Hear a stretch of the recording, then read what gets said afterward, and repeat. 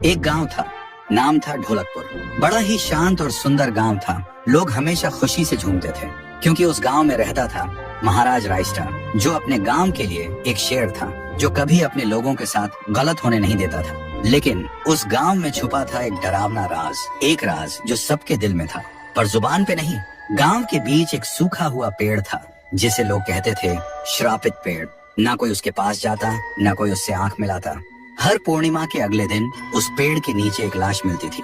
लोग कहते रात में कोई आता है और लाश छोड़ जाता है, लेकिन कभी किसी ने कुछ देखा नहीं, और देखता भी कैसे। जो देखता वो अगले दिन पेड़ के नीचे होता था। एक दिन रायस्टार ने ठान लिया, बस अब और नहीं, इस राज का अंत मैं ही करूंगा, क्योंकि ढोलकपुर का नाम मिट्टी में मिल रहा था। फिर एक पूर्णिमा की रात रायस्टार चुपके से जाकर पेड़ के पास बैठ गया। रात के 2 बजे एक आवाज आई,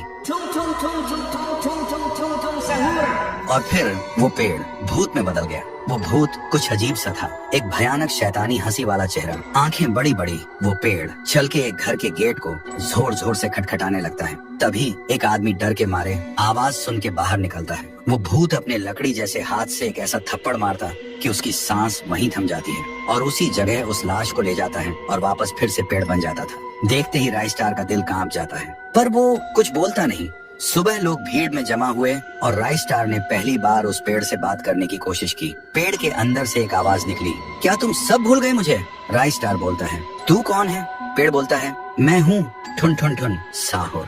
एक वक्त था जब मैं भी इस गांव का एक प्यारा सा बच्चा था, लेकिन 100 साल पहले मुझे इसी पेड़ से रस्सी बांधकर उल्टा लटका दिया गया, गांव वालों की आंखों के सामने, और मेरी मौत को तमाशा बना दिया गया, सिर्फ इसलिए क्योंकि मैंने एक राज देख लिया था जो लोग छुपाना चाहते थे।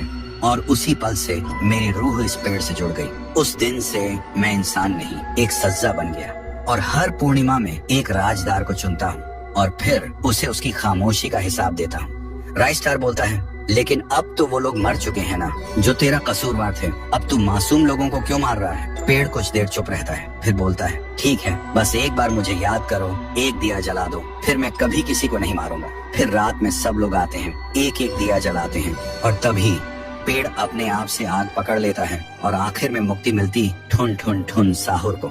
उस दिन के बाद गांव में कभी कोई लाश नहीं मिली। हर पूर्णिमा में लोग एक दिया जलाकर उसकी यादों को जिंदा रखते हैं, क्योंकि अगर भूल गए तो सपने में एक आवाज सुनाई देती थी, ठुन ठुन ठुन ठुन ठुन ठुन ठुन ठुन ठुन साहुर।